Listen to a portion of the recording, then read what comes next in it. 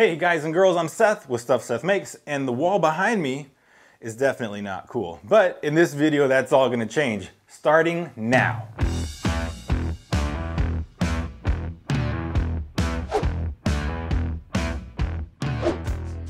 So 10 years ago, my wife and I bought this house, and when we did, this wall, which is the room that we were gonna use as our office, had this crazy like chrome and baby blue wallpaper on it. It was gnarly.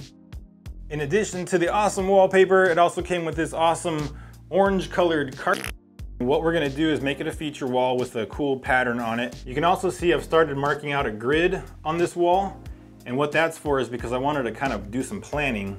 I've also drawn out some spots where I think I'm gonna be putting lights. So I've got a plan to tackle that.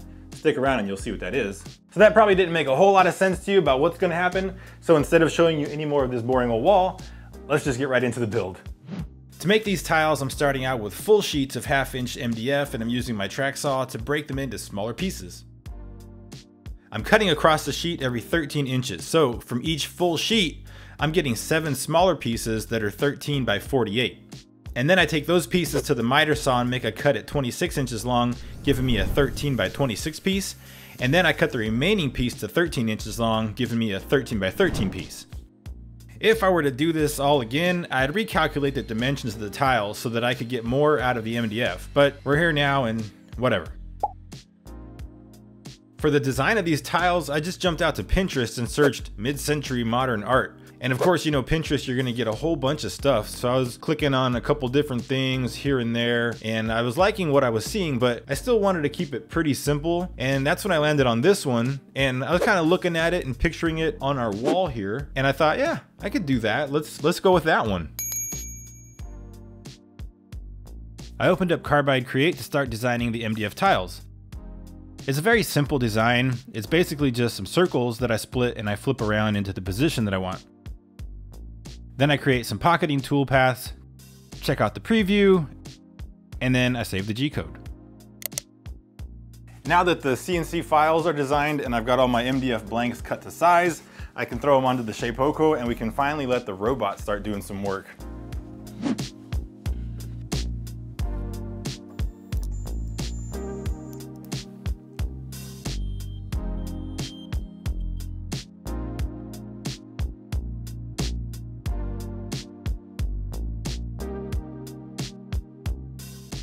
With the CNC running out in the shop, I'm back here in the office because there's still a couple of things that I need to do in order to prep this wall before we can install the tiles. And the first thing is this rail that we've got the TV mounted on. So we're gonna use the same rail that we have to mount the TV. The only thing is, since the tiles are made out of 1/2 inch MDF, you can see the tile sticks out further than the rail. So to eliminate that problem, I'm gonna take some scrap plywood and build out sort of a riser block that I can mount this rail on. So it'll go plywood riser block that'll mount to the studs on the wall, and then I can mount this rail to the riser block, then we can hang the TV back on it, and we'll be in good shape.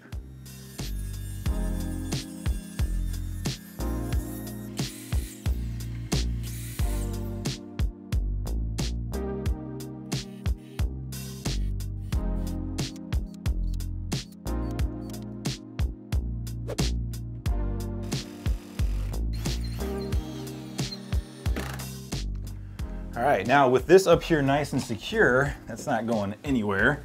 What I'm gonna do is be able to lift this TV up, and I'm gonna put it up on the mount here, because what I wanna do is see if I can find a good spot where all the cables will come through. I know it's not centered right now, but don't worry about that. I'll make the mark there, and let me show you what I got. I picked up a couple of these cable pass-through plates, and you may have seen these before. They got these bristles right here. And what this allows me to do is if I cut the hole in the wall here, I can mount this on the wall, and then I can send all of my cords through there, and I'll have another one down at the bottom, and the cords can come out from there.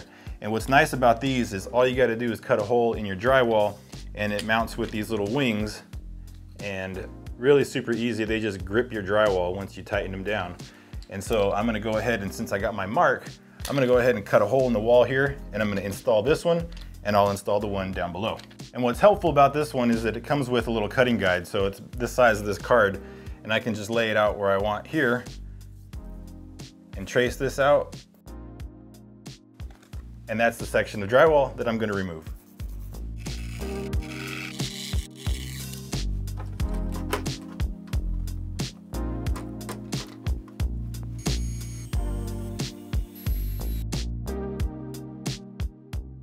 So that's how that's done. Super easy. Now I'm just gonna do the one down below where the cords will come out.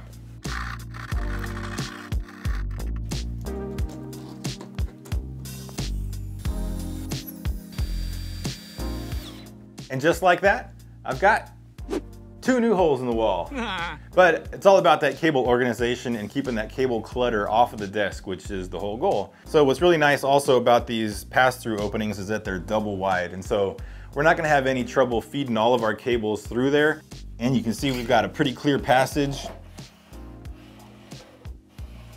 But I'm super stoked to be able to hide those cables.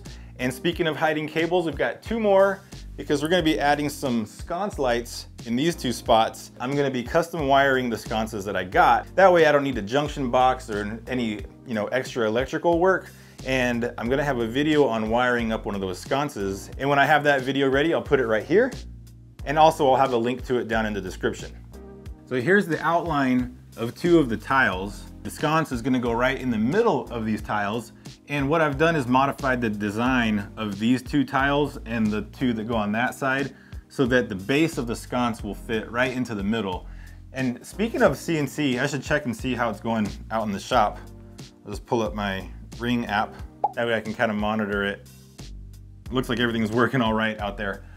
So anyways, I'm just gonna drill the holes for this and drill the holes down at the bottom so that I can feed that cord all the way through.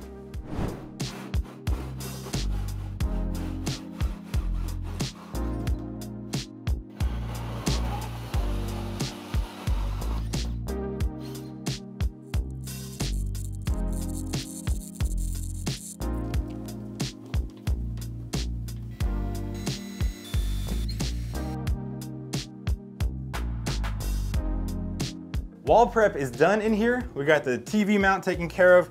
We got the cord pass-throughs for the TV stuff. We've got the holes up in the top for the sconce lights, and then the pass-throughs down at the bottom for the cables for the sconces. So I'm gonna head out to the shop and see if I can't move on to the next step of these tiles. At this point, a lot of the tiles are done being CNC'd. I'm about maybe 1/3 of the way. So I still got a lot to go though. I think I need 96, and so maybe throw in a few extras just to be safe. At this point, what I can do is pop these out of the frames left by the CNC. And of course, that's gonna leave us with some rough edges. So I'm just gonna finish breaking all of these out of their trees. I don't know, kind of like, when you used to get model cars and all the parts come in those plastic trees. Well, the CNC stuff kind of operates the same way. But once I pop all of these out of the trees, then I'm gonna send them over the router to clean up the rough edges and the tabs that were keeping them attached to the trees.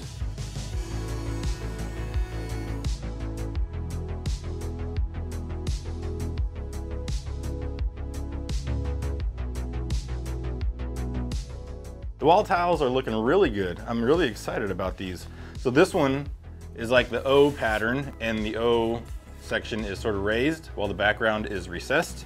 And then this O is the opposite. So we've got the O is recessed and the background of this tile is raised. Our other pattern is sort of like a backwards pair of Ds, and then these are raised with the background of this recessed. Our other one is the same Ds, but they are recessed with the background raised. And then of course we got the one that's gonna be specifically for where the sconces go, and how these are gonna sit is gonna be back to back like that. And then the sconce will go right in the center in that slot. Hopefully that works out like I planned. The CNC left real fine marks from the tooling, and even though I did a finishing pass, it still has a little faint, you can see that a little bit. So nothing a little 320 sandpaper can't handle, and I think I will employ my wife to assist me with that. But while we work on that stuff, I think I'm gonna let the CNC earn its keep and keep chugging away.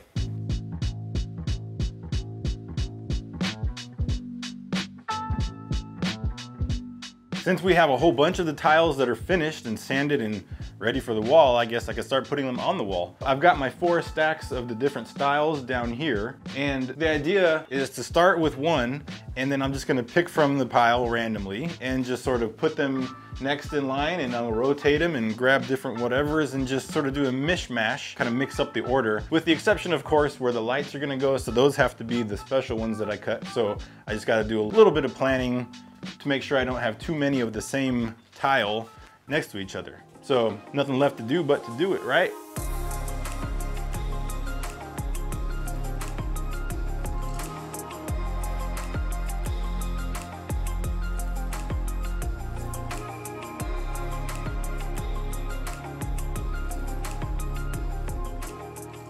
So for this spot right here, we've got the TV mount thing, and we've got 2 tiles, and they're both gonna need to be notched in order to fit around this. So I've got the tile that I want, and I think I'll go in this orientation. I'll just butt it right up, and I'm gonna make a mark right about there and right about there. That's so I know the dimensions of this piece. And then I'm just gonna measure from the end of this to the line I've got marked. And I'd say it's about 8 and an 1/8. So I'm gonna come in 8 and an 1/8 on this piece, cut it out with a jigsaw, and it should fit right over that. And then I'll just do it for both of these pieces. Piece of cake.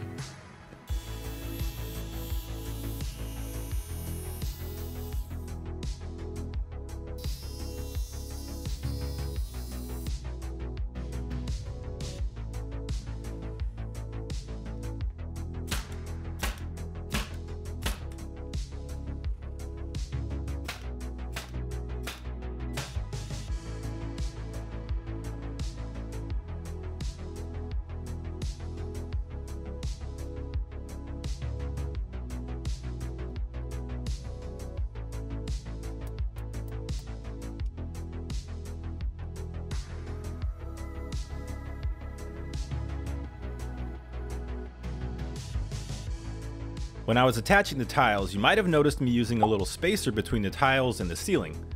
The spacer was a scrap of 1/2" MDF, and I did that so that I could put in longer strips to act as trim or some kind of border around the whole wall. If I butted the tiles up directly to the ceiling without the spacer, then when I put the trim on there, I would have left me with some gaps and openings at all those spots where the different tile designs were raised or recessed. And all I could think of with that option was spider hangouts. Lots and lots of spider hangouts. There's probably a couple other ways I could have addressed it, but this is how I did it, and you're gonna like it if you know what's good for you. Then I followed up with a little spackle filler stuff in each of the nail holes.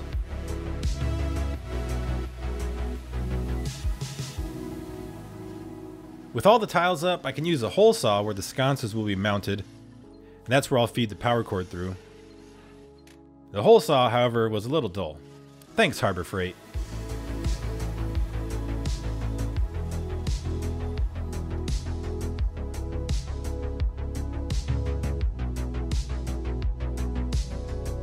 The installation of the feature wall is finally complete. We got all the tiles in place, and we got all the little nail holes have been filled, and I caulked all the spots where there was some gaps where maybe things didn't line up quite so perfect. At this point, I think it's looking really good. So now the next step that we got to do is prep it for paint. I'm gonna be spraying this wall because I didn't feel like dealing with little brushes getting into the corners and all that, so spraying I felt like was a better option. But we do have some prep work to do for spraying. So we're gonna be masking the sides and along the ceiling and over here on the side and along the baseboards. That way we don't get any overspray, because I don't have a ton of experience with the sprayer, but I do have a little bit. So we're gonna try for that. Plus it's a good learning experience. So the sprayer that I'm gonna be using is the Graco X5 airless sprayer. And the reason I went with this sprayer is just because it had tons of great reviews and the price was right.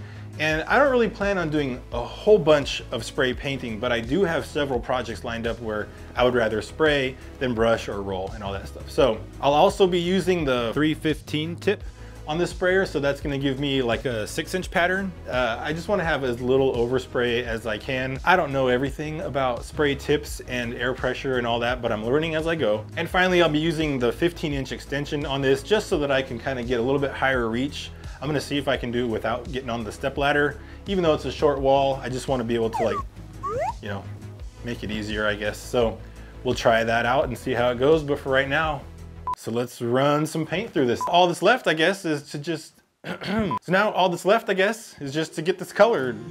So what do you say? We get some color on this wall.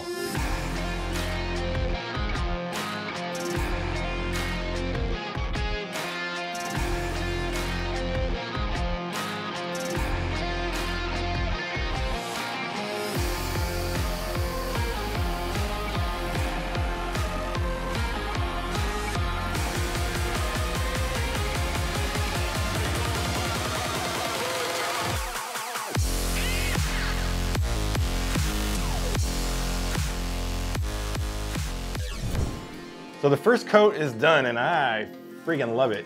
But one thing that I had concerns about before I started was whether or not the parts of the MDF that had been cut away by the CNC were gonna be too fuzzy or too textury after getting their first coat of paint. And when you stand back from a distance and look at it, it actually looks pretty cool. But the one thing I don't like is some of these spots where we filled the nail holes. Those are a little bit shinier because they're smoother. So I think what I'm gonna do is manually go through here and sand down all the fuzzy spots, which is all of them pretty much. And I'm gonna do that before doing a second coat. And then that way everything is gonna look smooth because the smooth parts of this pattern are super sweet. I really like it. I just gotta do some sanding before coat number 2.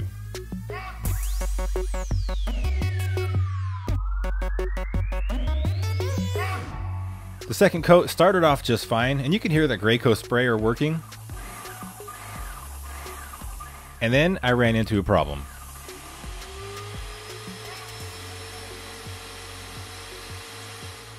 When I tried out the sprayer a few days prior, the paint level in the can got too low for the suction tube to suck up the paint, and that caused the sprayer to make that sound.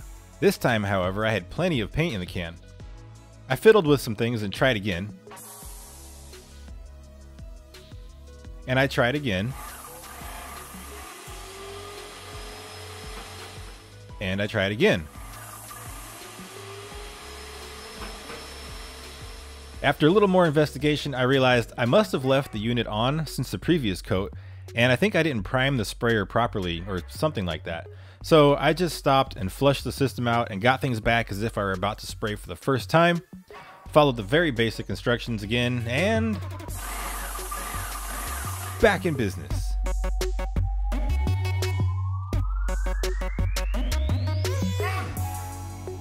Second coat is done, and the second coat is going to be the final coat for us on this because we're pretty much out of paint. The one thing I found is that even though you get a better finish when you're spraying, it really does use a lot more paint. So that kind of sucks, but it is looking good. We got a nice wet coat on there. In all honesty, I got some runs right here underneath this TV thing. This is gonna be behind the TV though, so that doesn't really matter. I'm not gonna worry too much about it. But for the most part, I think we're looking pretty good. We're gonna let this dry and come back and take off all the masking tomorrow and then move on to the next step, which I think will be the lights. We'll see. So I'm using this mounting bracket and I'm gonna use those spots I marked to locate where I wanna drill these holes for some threaded inserts. And when I get this thing lined up where I want it, I'm noticing that the hole is actually maybe a little bit too big because my marks are gonna be right on the edge of this MDF. So I have an idea, and I'm gonna use the same hole saw that I used to cut out the hole, but now I'm gonna use it to help me make my hole smaller. Watch.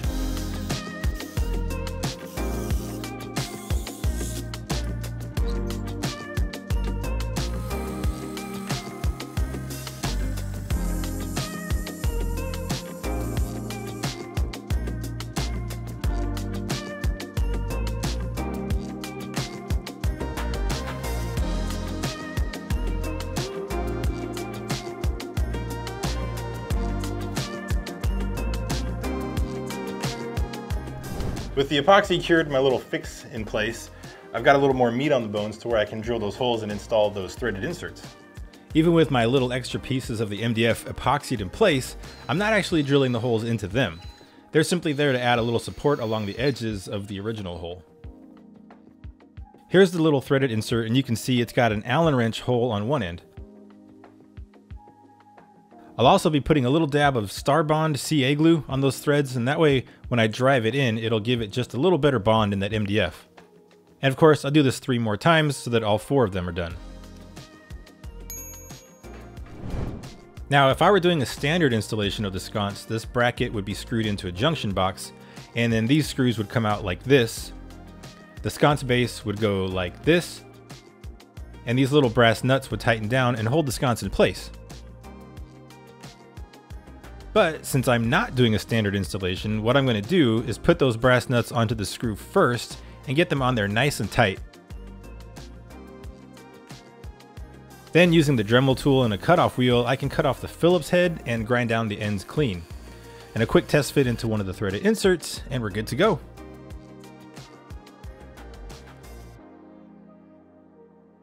Since we didn't have any junction boxes and we didn't have any electrical run to the spots where we wanted to put these sconces, I did like a DIY hack on the wiring for these sconces, and that way they don't need to be hardwired into your electrical.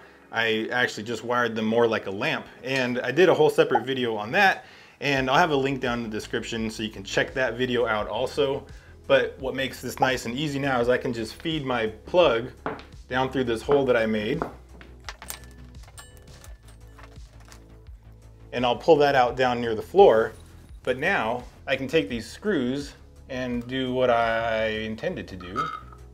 I can screw these right into the threaded inserts that I installed.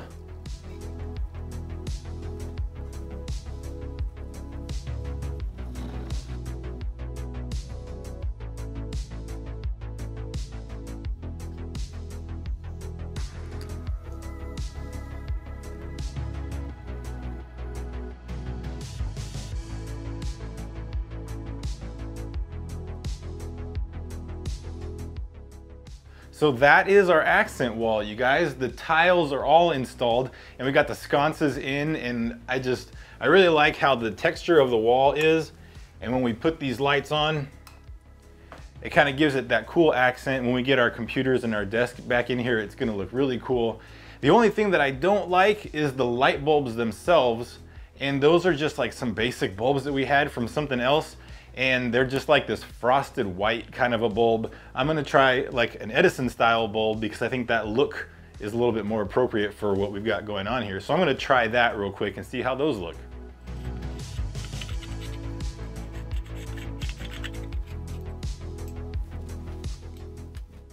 So right off the bat, noticeably, these are a little bit dimmer because I think these bulbs are a lesser wattage than the other bulbs were, but that works. I like that. But since we were lacking so much light in this office to begin with, I think maybe I would like them a little bit brighter. So, or maybe even the opportunity to adjust them brighter or darker if I wanted. And then of course, like you know, we didn't have any junction boxes and no electrical, so I can't really put a dimmer switch like you might on a regular light.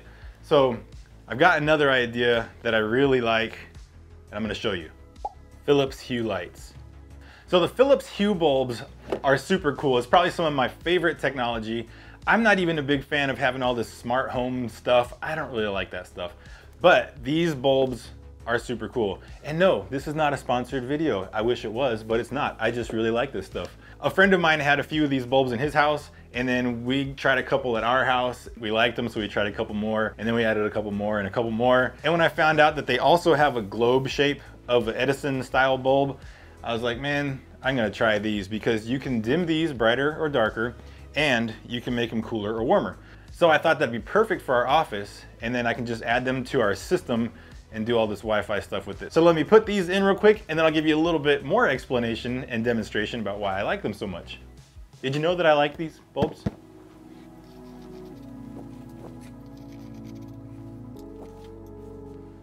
Okay, so the Hue bulbs are in. I've already set them up in the app, so super easy. But one thing I love, now that they're up there, and let's just say, for instance, I wanted to change the brightness. I can just drag them down right here from the phone. Look. So that's cool. And then there are some preset temperatures. So you can see they just got cooler. I can go warmer. I can then raise that up, whatever. I'll keep them warm for right now. And the other thing that I really, really like is I also added one of the Philips Hue light switch dimmer things, and you can mount that on your wall like a regular light switch. It's just got a watch battery inside it, so you don't have to do any wiring or nothing. And check it out, it's magnetic. So when I've got it here with me, I could like come into the office and I could either just turn them on or off at the wall, or I can come over to my desk and have it with me in case I ever wanted to change anything. So it's like, I can do all the adjustments here, and then the bottom switch of this, it can change to some other preset color temperatures, brightness type of options that are already programmed. I also just really like the filament style on these bulbs better than those other bulbs. They have a cooler look to them. They're more, you know, twisty. Well, I think that's it for this accent wall video, you guys. I hope you had a good time seeing all the tiles get made and how I wired in the sconces and used the sprayer and all that sort of stuff. I'll have links down in the description to all kinds of goodies, and you can check all that stuff out if you want to give this a try for yourself. Also, be sure to hit that like button. I hope you'll consider subscribing if you're not already a subscriber. If you're not already a subscriber. Thank you guys so much for watching, and until next time, keep making stuff.